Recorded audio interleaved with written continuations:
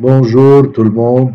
Aujourd'hui, nous allons faire notre dernière leçon comme cours, mais qui va être aussi suivie par deux autres leçons qui sont des exercices pratiques et aussi une proposition d'une lecture rabbinique seulement pour vous initier ou pour vous introduire à un monde que peut-être ce n'est pas le moment d'explorer profondément, mais certainement de savoir qu'il existe.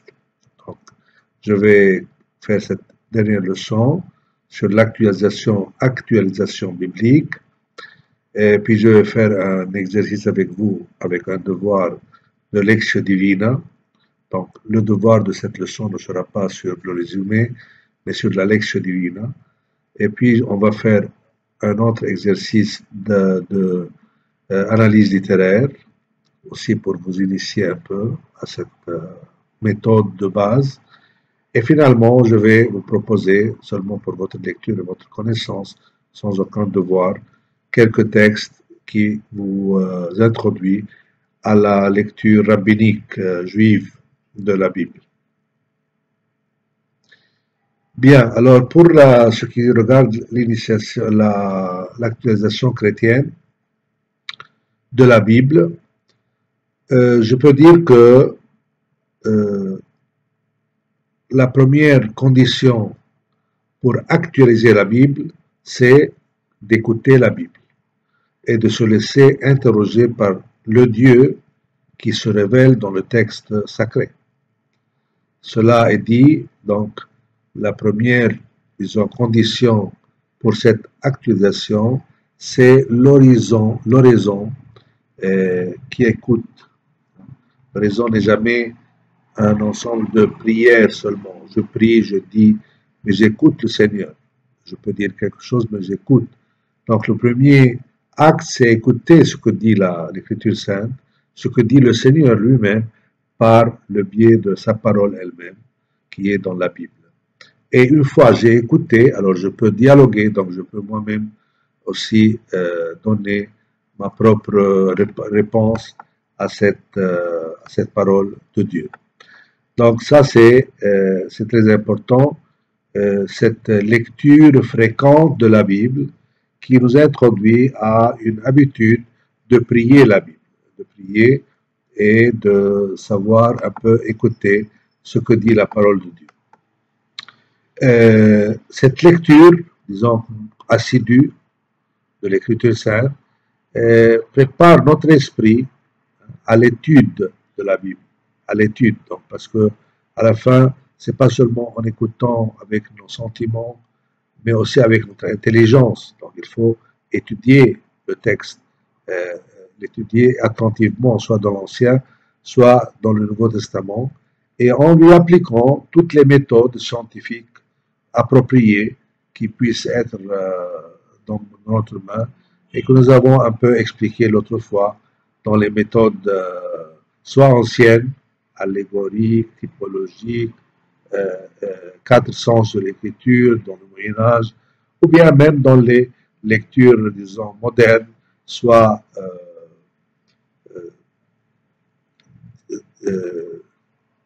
diachroniques, comme les méthodes de critique de l'histoire, soit synchroniques comme la lecture narrative, la lecture rhétorique, la lecture sémiotique, etc. Donc, on applique à la Bible une étude, disons, sérieuse, hein, parce que le premier but d'étudier, je parle d'étude, c'est de comprendre le sens littéral, le sens historique du texte, le sens que l'auteur lui-même qui l'a écrit, soit qu'il l'a annoncé, puis dans la phase orale, soit celui qui l'a écrit, 1, 2, 5, le dernier auteur, toujours sous l'Esprit Saint, c'est qu'il a une intention et qu'il a utilisé des mots, des expressions, un style, un genre littéraire.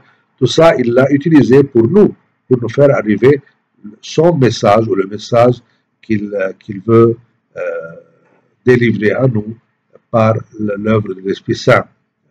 soit morale, soit dogmatique, soit historique, soit liturgique, soit n'importe quoi. Bon, donc, dans ce sens-là, l'étude est importante comme première approche. Mais pour étudier, il faut avoir aussi l'habitude de lire le texte. Parce que l'étude de quelque chose exige qu'on connaisse cette chose, qu'on ait l'habitude, on a l'expérience, la familiarité avec. Et cela ne suffit pas avoir la familiarité avec un seul texte. Le plus grand nombre de textes, ou toute la Bible, la connaissons, nous l'avons lu tout ensemble, vraiment plusieurs fois, alors nous sommes plus familiarisés avec le texte ou un paragraphe de cette grande, disons, écriture que nous voulons expliquer. Voilà pourquoi, d'un côté, il y a, comme j'ai dit, l'oraison, l'écoute, puis la lecture et le dialogue avec la parole, puis la lecture fréquente.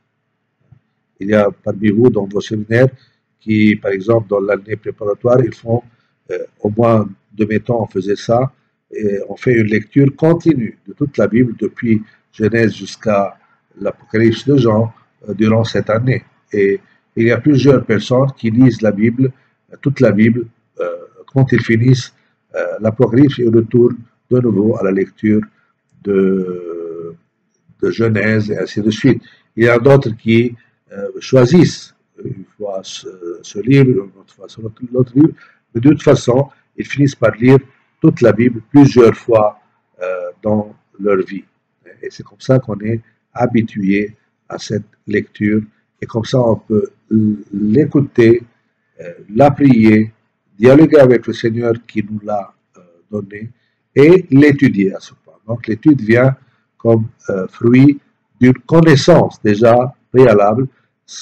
L'étude devient seulement appliquer des méthodes, disons, entre guillemets, scientifiques, pour pouvoir mieux comprendre le sens littéral du texte. Donc ça, c'est un point important. Puis, certainement, pour actualiser l'écriture, elle ne peut pas être actualisée seulement en soi, donc qu'est-ce qu'elle signifie, ni seulement pour moi, celui qui fait le dialogue avec la parole, mais aussi elle doit être actualisée pour ceux auxquels elle va être annoncée. Donc, notre but aussi, c'est de savoir lire, écouter, dialoguer avec la parole de Dieu, la connaître, la lire fréquemment, et puis l'étudier sérieusement pour pouvoir délivrer de tout cela un message à nos contemporains. Donc il faut aussi connaître avec qui nous traitons dans cette actualisation. Nous parlons avec les gens de notre siècle. Nous ne parlons pas avec les gens il y a 45-50 ans, ni avec des gens qui vont venir après 5 ans. Ce sont les gens, les personnes qui sont là devant nous, dans nos paroisses, dans nos monastères, dans nos communautés, et ainsi de suite. Donc, voilà pourquoi c'est important, cette actualisation. Maintenant, l'actualisation peut avoir plusieurs, disons, dimensions. Je vais le dire seulement pour vous ouvrir un peu les horizons, mais c'est pas que nous allons maintenant faire tout un discours sur chaque point. Je peux dire qu'il y a une actualisation théologique. La première actualisation théologique, c'est cette actualisation qui veut donner une base à notre théologie. Nous avons la théologie, nous la recevons des cours dans l'université ou même de la catéchèse elle-même, dans les écoles ou dans la famille ou dans la paroisse, mais quelle est la base, quel est le fondement de cet enseignement théologique? Voilà, on le trouve dans la Bible. Donc, notre connaissance de la Bible, notre connaissance des textes bibliques peut aider à retrouver la base, le fondement de notre enseignement théologique. Parce que c'est vrai que l'enseignement théologique est venu après la parole de Dieu. Tout ce que nous avons reçu de l'enseignement de l'Église, soit par le biais des pères de l'Église, soit par le biais des grands conciles qui ont été célébrés par toute l'Église ou des conciles locaux ici ou là. Tous ces conciles, tous ces enseignements des pères de l'Église se fondent sur la Bible, sur la parole de Dieu. Donc si nous connaissons et actualisons et étudions et comprenons cette parole, nous pouvons retrouver ce qui a été, ce qui est toujours à la base, le fondement de l'enseignement théologique. D'ailleurs, vous notez à l'université, souvent les professeurs se font bien leur cours. Je ne parle pas de professeurs de Bible, mais de professeurs de théologie. Ils vous font toujours une introduction, une partie biblique comme fondement de cette dogme, Trinité, Mariologie, ecclésiologie, n'importe quoi. Vous voyez, Christologie, toujours la base, c'est une base théologique, biblique. Oui. Deuxièmement, la connaissance solide de la Bible, de la parole de Dieu, consolide aussi la théologie elle-même. Parce que ce qui conserve la solidité de la théologie à travers tous les siècles, et qu'elle soit vraiment une théologie qui ne change pas chaque jour, comme aujourd'hui malheureusement veulent quelques théologiens, chaque 5 ans il y a une nouvelle théologie ou une nouvelle théorie, ce qui n'est pas mauvais comme tentative de pensée ou de réflexion. Mais la théologie, c'est quelque chose de stable. Et dans les siècles, le Christ est fils de Dieu. C'est depuis le début de l'Église qu'on dit que le Christ est fils de Dieu. Il est égal au Père totalement. Qu'il est fils, qu'il est homme et qu'il est Dieu, qu'il est divin. Vous voyez, et ainsi de suite. Donc tout ça, ça ne change pas. Et qu'est-ce qui donne solidité à cette théologie? Ce sont les textes bibliques eux-mêmes qui, comme on a dit, sur lesquels se fonde cette théologie. Puis, même la théologie elle-même, puisque la parole de Dieu, alors que la théologie est quelque chose de fixe, de stable, hein, c'est quelque chose d'intellectuel, hein, strictement, disons, intellectuel et abstrait, données qui sont des synthèses, des définitions dogmatiques. Bien, qu'est-ce qui rajeunit cette théologie? Qu'est-ce qui la rend toujours nouvelle? C'est la Bible, parce que la Bible n'est jamais une parole figée, hein, une parole du passé, c'est une parole toujours vivante, puisque celui qui l'a écrit est toujours vivant, celui qui l'a produit est toujours vivant. C'est le Père qui a fait l'histoire du salut, c'est le Fils qui a réalisé en soi toute cette histoire. Il a catalysé, il a été le centre de toute l'œuvre du salut que Dieu le Père a voulu en Jésus-Christ son Fils, et puis l'Esprit Saint qui continue cette œuvre dans l'histoire. Donc c'est toujours quelque chose de nouveau, quelque chose qui peut toujours rajeunir la théologie. La théologie peut être toujours améliorée dans ses discours, dans ses définitions, dans ses manières ses réflexions, même sa compréhension, grâce à cette compréhension toujours meilleure que fait le peuple de Dieu de l'Écriture sainte, de la parole de Dieu, qui est une parole vivante, comme j'ai dit. Cela est dit, je ne dis pas qu'on change les dogmes, mais que les dogmes eux-mêmes peuvent être mieux exposés, mieux compris, mieux, disons, proposés, avec un langage toujours plus vivant, plus moderne, grâce à la parole. Parce que la parole elle-même, elle n'est jamais vieille. Elle est toujours capable elle a, comme on a dit une fois, elle est pleine et riche, totalement riche de signification. Parce que c'est une parole vivante de Dieu lui-même. Et puis, l'actualisation dans la théologie, c'est de considérer que vraiment la parole est l'âme de la théologie, celle qui donne l'esprit. Comme je dis, la théologie, de fois, semble très rigide, dogme. Dieu est un, unique, et son Fils Jésus-Christ l'unique. Il est né avant tous les siècles. Ça va, ce sont des définitions théologiques, dogmatiques formidables. Mais qu'est-ce qui donne l'âme à tout cela? C'est l'Écriture sainte, qui est l'histoire du salut, qui a révélé qui est le Père, dans l'histoire, comme on a étudié assez avec la révélation, quand nous avons étudié la révélation, quand nous avons étudié même l'histoire biblique, depuis Abraham jusqu'à, disons, Jésus-Christ. Qu'est-ce qui fait que cette définition rigide, claire, mais un peu, comment dirais-je, froide, non? Elle est là. Qu'est-ce qui lui donne vie, âme?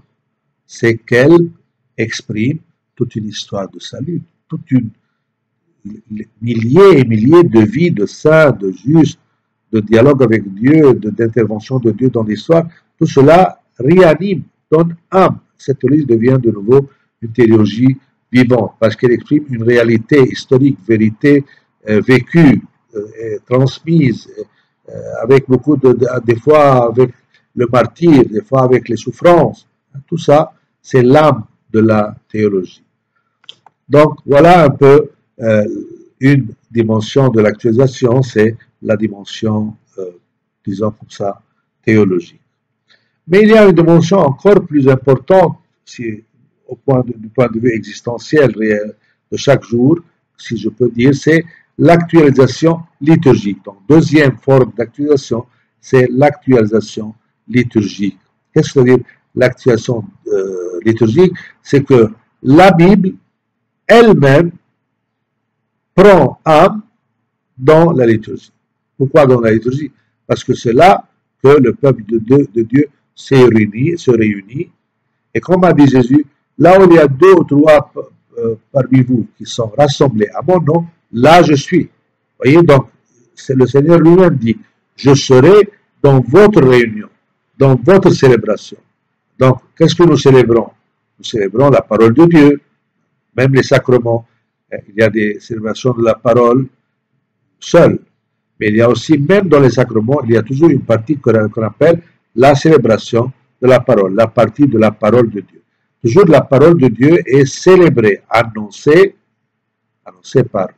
en la lisant, en l'expliquant, en faisant une homélie à propos de ce texte ou autre texte, en faisant des résonances. Des fois, il y a ce que vous faites quelquefois, ce qu'on appelle le partage, ou les résonances, l'expérience de vie, qu'est-ce que te dit cette parole dans ta vie.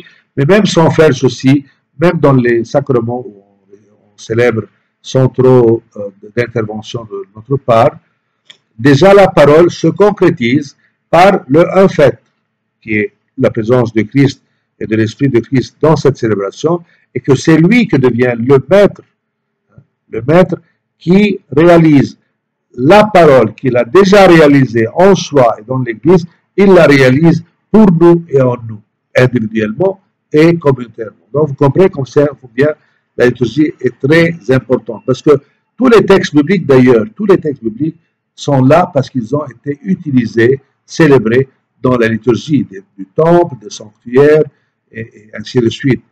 Ils ont été priés, utilisés liturgiquement. Donc, la liturgie rend à la parole, si la parole est un peu sèche, elle raconte, elle parle d'un événement historique, ou d'une prophétie, ou d'un oracle, ou d'un enseignement, ça peut sembler quelque chose du passé. Mais elle n'est pas du passé, parce que c'est une parole qui exprime en condensé toute la vie de plusieurs personnes, de plusieurs générations, qui a été exprimée par cette parole, mais exprimée parce qu'il a été vécu. Donc, qu'est-ce qui rend cette expression écrite de nouveau une chose vivante? C'est la liturgie, l'assemblée liturgique. Être ensemble pour célébrer la parole de Dieu qui devient de nouveau chère, parce que chacun de nous peut expérimenter ça. Attends bien à ce que je dis, attention, ça c'est très important, parce que quand la parole s'annonce, quand un lecteur va lire une épître de Saint Paul, ou de notre hagiographe du Nouveau Testament, ou de l'Ancien Testament, ou de l'Évangile, cette parole se propose à toi, se propose à toute la communauté, à toute l'assemblée, mais se propose à chacun. Elle dit, tu veux que cela se réalise aujourd'hui, maintenant, ici, en toi, tu le désires, moi, je peux te le faire. Ça, c'est très beau, formidable. Donc, la parole n'est plus seulement comme une squelette, un squelette d'une personne, oui, ça se trouve là, mais c'est une lettre morte.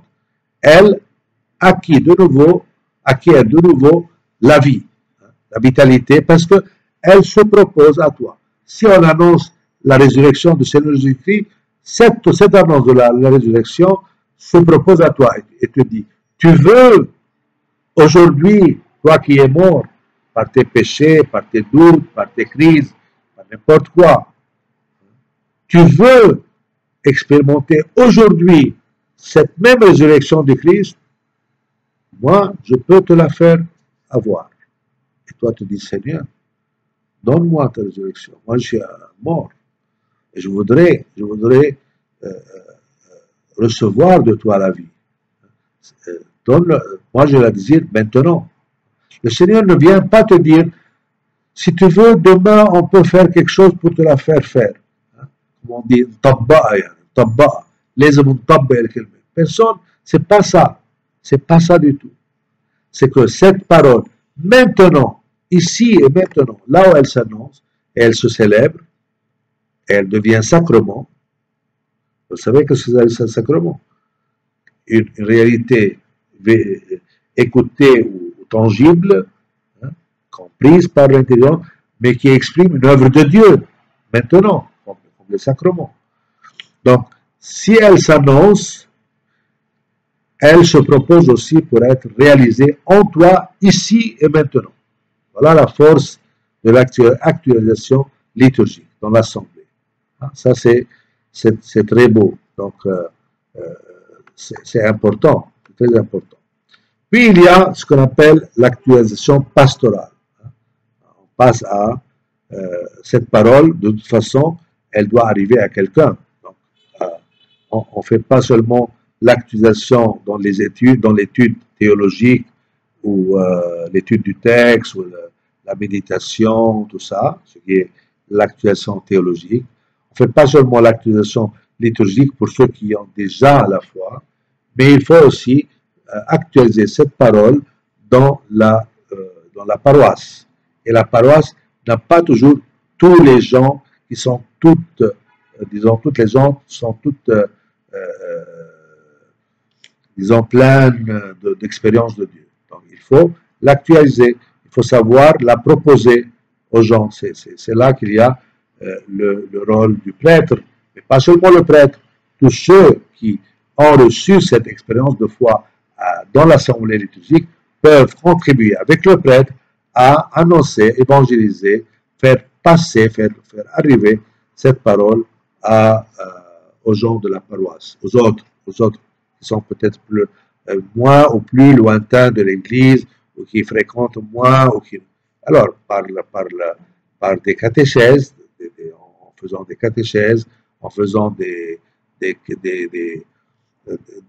veillées évangéliques, par exemple. Je donne des exemples que vous savez, hein, des réunions de quelques groupes de prière, l'homélie elle-même, des fois des conférences, mais surtout aussi ne pas seulement rester avec l'intellect, c'est-à-dire avec ce qu'on dit, mais transformer tout en une action active, réelle, dans la vie des gens.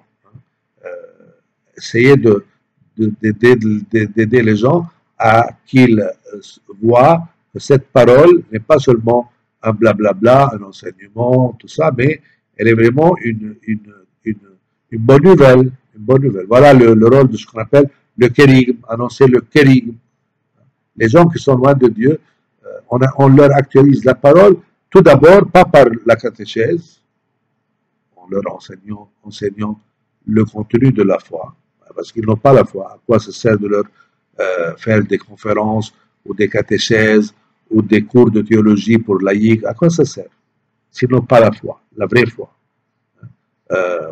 ou veillée évangélique. Vous savez que les veillées évangéliques, lorsqu'il y a des gens qui n'ont pas la foi ou qui sont un peu, je ne sais pas comment, ils veulent eux-mêmes interpréter à leur manière et chacun commence à dire moi je pense, moi je crois, et vous écoutez des choses aberrantes des fois. Bon. Avant donc, la première actualisation pastorale, c'est de savoir à qui s'adresse cette actualisation pastorale. Et la première action, c'est kérigmatique, annoncer le kérigme, annoncer la bonne nouvelle, annoncer l'amour de Dieu. Que tout ce que dit la Bible au fond, c'est que Dieu est amour, et que Dieu veut sauver l'homme, et que Dieu aime les hommes, même les lointains, même les pécheurs, et que Dieu veut arriver à ce type ou l'autre type de votre paroisse, de notre paroisse, qui est loin de Dieu, et que vous êtes le moyen de lui faire arriver tout ça, parce que vous avez médité, parce que vous avez célébré, parce que vous avez expérimenté, parce que vous étiez changé vous-même par la grâce de Dieu, parce que vous avez compris. Maintenant, vous pouvez faire arriver tout ça, mais partant par le kérigme, l'annonce de la bonne nouvelle. Le Christ est mort pour toi, pour les pécheurs. Le Christ est ressuscité pour toi, pour que tu puisses réacquérir la vie éternelle, la vraie vie. Et de là, puis après, on peut passer à la catéchèse, on peut passer au mouvement, on peut passer à la théologie, ce que vous voulez. Mais tout d'abord, c'est l'annonce de la bonne nouvelle. Donc ça, c'est très important, cette actualisation, disons comme ça, pastorale. Puis il y a l'actualisation, je peux dire comme ça, spirituelle. Je dis deux mots seulement, parce que ça concerne chacun de nous. C'est la méditation personnelle, c'est cette oraison qui vient de la parole, pas seulement en priant la parole, mais grâce à la parole, elle fait naître en nous des méditations internes, des désirs de Dieu, ça devient comme l'âme de tout ce que nous faisons. Et grâce à quoi? Grâce à l'Écriture. Par exemple, les pères du désert répétaient une parole qui était de l'aveugle des Jéricho, plus on s'appelle, le collecteur de dîmes, non, l'achar. L'aveugle disait à Jésus, Jésus, fils de David, prends pitié de moi.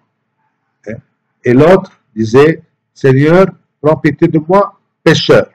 Voilà. Alors les pères du désert ont pris une parole de la Bible, une phrase, et la répétaient tout le temps. Et cela vraiment faisait une actualisation spirituelle formidable. C'était la source d'une vie spirituelle formidable.